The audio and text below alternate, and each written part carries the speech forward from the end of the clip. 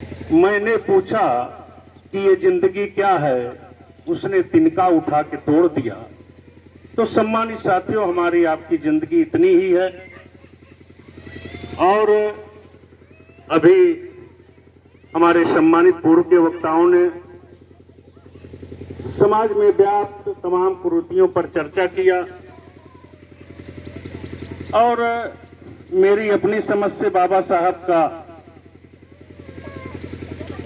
नाम सारे लोगों ने लिया, लेना भी चाहिए, क्योंकि बाबा साहब हमारे लिए ईश्वर हैं, भगवान हैं। बाबा साहब से बड़ी अजीम तरीन शख्सियत को इस धरती पर पैदा नहीं हुई।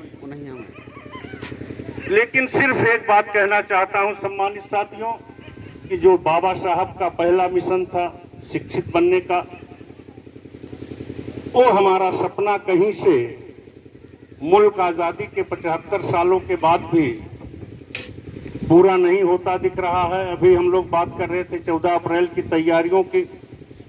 हम लोग भी जाते हैं, तमाम कार्यक्रमों में शिरकत करते हैं, तकरीर देने का काम करते हैं, भाषण देने का काम करते हैं। लेकिन जो बाबा साहब की प्रतिज्ञा थी, उसमें से मेरी अपनी समझ से एक भी प्रतिज्ञा का हम पालन कर लें, हमारा समाज नशा मुक्त हो जाए, तो निश्चित तौर पर हमारे समाज की जितनी भी समस्याएं हैं, उन समस्याओं का अपने आप निराकरण हो जाएगा। लेकिन जब हम कार्यक्रम आयोजित करते हैं, हमारी युवा पीढ़ी, जो हम लोगों ने मूवमेंट बाबा साहब के विचारों को में सत्ता हासिल करने का काम किया था, वो निश्चित तौर पर कहीं ना कहीं पिछड़ता नजर आ रहा है। और उसके लिए निश्चित तौर पर हमारी युवा पीढ़ी जिम्मेदार है। इस साथ साथ मैं पुनः सबका हार्दिक स्वागत वंदन करते हुए हमारे बहुजन समाज पार्टी के जो सम्मानित साथी राज बहादुर जी हैं, आदरणीय शैलेंद्र जी के छोटे भाई हैं, मैं उनको सलाम करता हूं कि उन्होंने कम से कम इतना बड़ा काम करने का इतना साहस किया, क्योंकि ये दौर राजनीतिक संक्रमण काल का दौर है।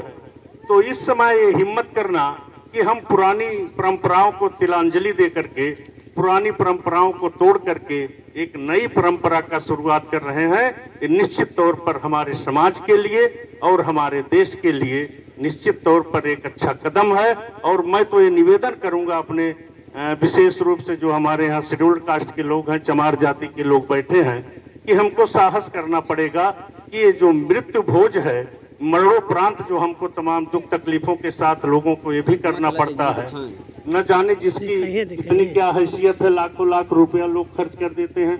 हमारा गरीब भाई, लूटा पिटा भाई जब कार्यक्रम करता है, वो भी मिनिमम 25-30 हजार रुपए खर्च कर देता है, जिसका न कोई उद्देश्य है, न कोई मकसद है। ये सिर्फ और सिर्फ है तो एक ब्राह्मणवाद है, और इस ब्राह्मणवाद को हमको छोड़ना पड़ेगा। इसी के साथ मैं अपनी बाड़ी पर विराम देते हुए आप लोगों को शुक्रिया अदा करते हुए और पुनः श्रद्धांजलि अर्पित करते हुए अपनी बात समाप्त करता हूं। बहुत बहुत धन्यवाद। अभी आपने पाखंडवाद पर और फिजूल खर्ची पर चर्चा करते हुए आप लोगों से बताया। साथियों, मैं बताना चाहूंगा कि राजस्थान की सरकार और कई प्रांतों की सरकार ने, खासकर राजस्थान की सरकार ने कहा है हम कहे कि जो सब जाए वाला है तो जाए नहीं कह देते।